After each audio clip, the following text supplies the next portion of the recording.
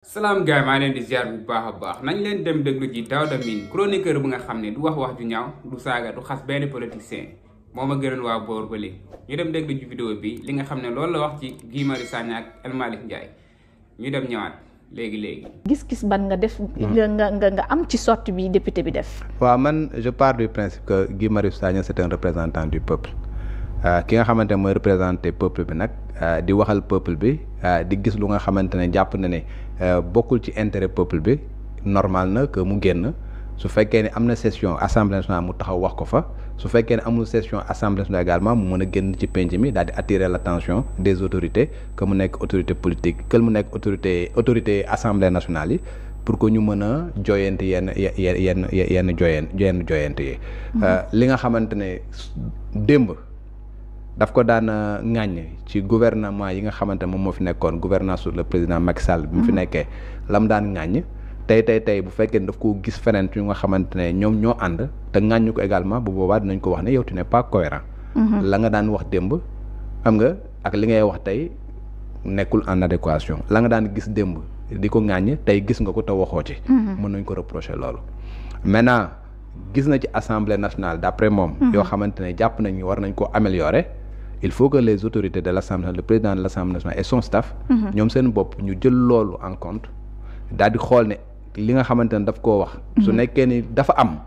ñu jéem a xool nuñ koy joyante su fekkee ni amul également ñu mën a ko apporter des éléments de réponse pour que opinion mën a xam lan moo ciy dëgg ak lan moo ci nekkul dëgg naam au niveau de l'Assemblée nationale il faut le dire que le président El Malick Ndiaye ba mu fa ñëwee ba léegi am na ay efforts de transparence yu nga xamante ne wax dëgg fa yàlla gis nañ ko fa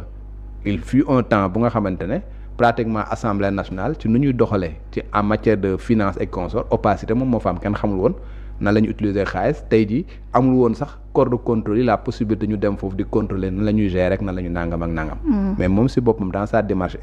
je parle du président de l'Assemblée nationale. dans sa démarche de transparence gis nañ ne am na ay réformes yu nga xamante ne engagé na ko. réformes yu nga xamante ne actuellement nii yenn yi mu ngi ci chantier. pour que ñu mën a fexe ba nga xamante ne ñoom nañuy gérer parce que dañuy am budget nañuy gérer également ni ñu mën a xool gestion ba nan la demee. ndax ñoo na ndax respecté nañ un certain nombre de procédures et consorts moom si boppam initié na ko yenn textes yu nga xamante ne sur le plan administratif yu obsolètes yu nga xam ne dañ fa nekkoon depuis Mathusalem mi ngi def ay démarches pour que loolu mu changé ko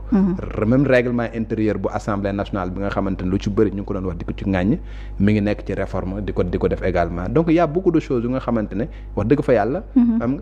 mi ngi koy def pour améliorer un certain nombre de choses maintenant nag su demee ba Guy Marius Sagna moom si boppam daal di gis ni malgré chantier yooyu nga xam ne ñu ngi koy def malgré réforme yu nga xamante ne entamé nañ ko gis nañ yenn yu nga xamante ne dañ ko war a joyante je pense que dañ ko war a déglu xool na lañ ciy apporter des solutions su fekkee ne loo xamante ne dañ ko mën a régler dans le court terme ñu régler ko le plus rapidement possible su fekkee ne lu nga xamante dans le moyen terme la ñu mën koo wax ñëw ni ok ñu ngi ci mais incha allahu rabbi ci diir bu néew dinañ ko mën a changer su fekkee lu nga xamante ne nag dans le long terme lañ koy mën a gérer également ñu mën a wax pour que nit ñi mën a xam que ni naam déglu nañ ko naam c'est quelque chose bu nga xam ne accepté nañ ko mais naam c'est quelque chose bu nga xamante ne également ñu ciy def ay jéego ñu ciy def ay démarches pour saafara ko parce que lépp quand même mën ñu ko saafara en un jour waaw toujours est que Guy est dans son droit Guy est dans son rôle il est député dafa mës a ŋàññ lam daan ŋàññi nag ña nga xamante ne ñoo ko moom lam daan ŋàññi ci gouvernement Macky Sall dañ ko daan tàccu tey également su fekkee ne ñamu àndaloon moom lay ŋàññi seen démarche également ñooñu war nañu déglu li nga xamante moom moo koy wax ñu jéem a joyante au bénéfice de la population sénégalaise. lan nga xalaat ci li mu wax mu ne ay retard yu am solo yoo xamante ni gis na ko ci assemblée nationale ci commission comptabilité ak contrôle bi nga xamante ni moom nee na bokk na ci ñu gis ne présenté wuñu ba tey benn rapport bu 2024 annuel bu nii rapport bi nga xamante ni moom moo tënku ci dernier trimestre bu 2024 bi dugaluñu tam rapport bu kon premier trimestre bu 2025 bi aussi loolu tamit duut na ci baaraam jàpp ne anomalie la waaw loolu bu fekkee ni wax na ko man damay jàpp ni dëgg la jusqu'à preuve du contraire dans la mesure où man nekkuma assemblée nationale nekkuma député voilà donc yooyu mi wax noonu moom moo ko gën a xam foofu su fekkee nag moom si boppam mi ngi ŋàññe loolu te moom nekk nee na mu ngi ci commission yooyu daal di koy ŋàññe daal di oser wax ko publiquement damay jàpp ni dëgg la jusqu'à preuve du contraire bu nekkee nag nekk lu nga xamante ne dafa waroo ak dëgg ñi nga xamante ñoo nekk autorité assemblée am nañ cellule de communication am nañ voilà ñu nga xamante ñoom ñoo nekk ak le président El Malick Ndiaye dinañ mën ñëw apporter des précisions en disant que la muy wax ak li nga xamante ne moom moo am dëppoowul su fekkee ne nag la muy wax effectivement dafa nekk lu nga xamante ne am na bu boobaa joyanti da ciy war te joyanti boobu nag ñu ngi xaar ci ñoom ñi nga xamante ne ñoom ñoo autorités yi ñu mën a prendre en charge effectivement loolu nga xamante ne moom da koy ŋàññe parce que il est dans son rôle encore une fois. gis naa ay réaction ci loolu ku ci mel ni le député Ismaïla Diallo ñoo bokk sax quand mu jàpp ni Guy Marius dafa am agenda boppam boo xamante ni déjà nëbbu ko kenn. loolu tam réaction kenn ci ku di député bokk ci tamit ñoom seen groupe loolu tam ndax du indi jiixi jaaxa. waaw am agenda boppam. waaw mais am sa agenda bopp est-ce que nekk na lu bon. su fekkee ne agenda bi lu baax la. lu baax la su fekkee ne agenda bu bon la parce que man gisuma par exemple ni agenda bu baax la am wala agenda bu bon daf ne rek am na agenda am. c'est ce que j'ai lu ci réseaux sociaux yi maintenant agenda bi mu am. ndax agenda bu baax la ndax agenda bu bon la su fekkee ne agenda bu baax la. donc dañuy jàpp ne la muy def lu baax la. parce que bu fekkee ni lam daan ŋàññi démb moom lay continuer di ŋàññ damay jàpp ni il est très cohérent dans sa démarche. te ña nga xamante ne bu daan ŋàññi ñoom ñoo ko daan tàccu tey également su ŋàññee lu nga xamante ne moom la daan ŋàññi ci gouvernement le président Macky Sall. bu ŋàññee loolu également mënuñu ko joxoñ baaraamu tuuma dañu war a xool li mu wax ndax réellement am na. su fekkee ne am na. ñu joyanti su fekkee ne amul bu boobaa ñu mun ko apporter la contradiction de manière factuelle en disant que wax nga lii te li nga wax dara amu ci à partir de ce moment là nit ñi mën a xam mais quant à par exemple moom mu ñëw de manière factuelle mu wax ni lii ak lii te boo koy répondre ko également de manière factuelle naan ko da nga am sa agenda loolu jàpp naa ne du tontu. boo leen seetaanee vidéo pare abonné leen di liker di partage vidéo bi déglu ngeen Daouda Mine bu pare dégg ngeen bu baax ba li nga xam ne loolu la wax ci Guy Marius Sagna ak li nga xam ne loolu la wax El Malick Ndiaye man nag bu ñuy wax chroniqueur kii nii moo tax ñuy wax chroniqueur quoi man damay xalaat quoi damay toog di xalaat naan lan moo tax ñu jox Abdou Nguer meilleur chroniqueur quoi ak kan moo ko jox kan moo ko joxoon quoi meilleur chroniqueur bi gis ngeen Daouda Mine bii nii boo leen ko tegoon fii moom kese nga teg waa D-Media yëpp ak seen patron ak journaliste yi chroniqueurs yi ak animateurs yëpp benn Daouda Mine moo ma gënal groupe D-Media yëpp te ñoom nee nañ ay chroniqueur lañ xawma ay géwël lañ xawma ay yelwaankat lañ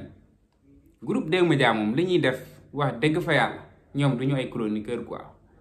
même journaliste yi laa la wax de yamatuma ci ñi nga xam ne ñooy wooyee seen bopp ay chroniqueur kese même journaliste yi lu ñuy def du métier journaliste quoi du loolu la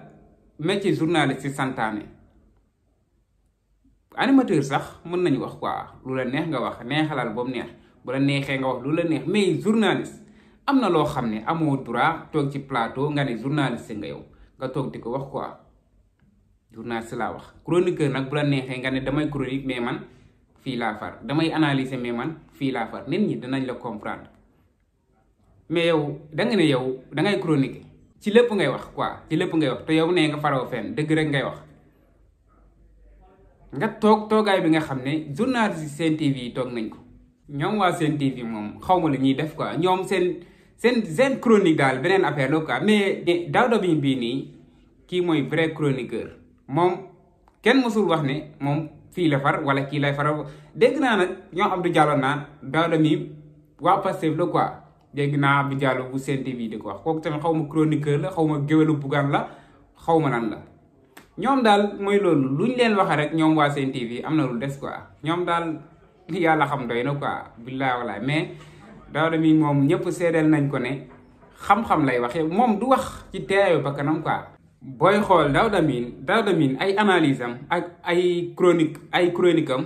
da koy teg ci loi quoi bu ko tegul ci loi sax da ngay xam ne kii li muy wax nii lu mu xam la quoi daf ko maîtriser nekkul di wax ay wax yoo xam ne nit ñi buñ ko déggee rek naan kii fii la far wala kii fii la far am na ñu ko jox cër trop mën naa wax ne Sénégal moom ñëpp ñoo ko respecté ñëpp ñoo ko jox cër quoi ndax liggéey bu am solo bi nga xam ne moo ngi koy def te ñu bëri nag duñ si bàyyi xalaat fii Sénégal gars yi bëgguñu zaaru Daouda Mine bii nii de xam nga kan lañ bëgg Abdou Nguer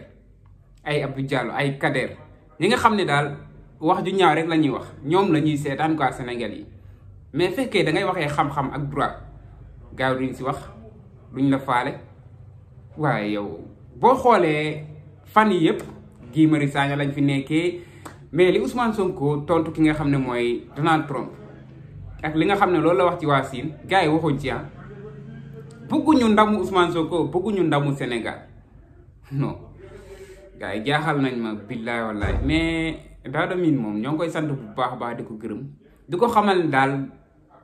fi mu teg tànkam foofu la quoi fu mu teg tànkam foofu la bu ko benn politique see jaral muy wax lu dul dëgg bu ko benn politique see jaral muy wax loo xam ne gëm ko quoi noonu la fa demee bu teg waa boor ba léegi yéen ma gën a xam gars yi bëggee naa leen bu baax a baax abonné leen di like di partage vidéo bi jaajëf sama gars yi ba ci beneen vidéo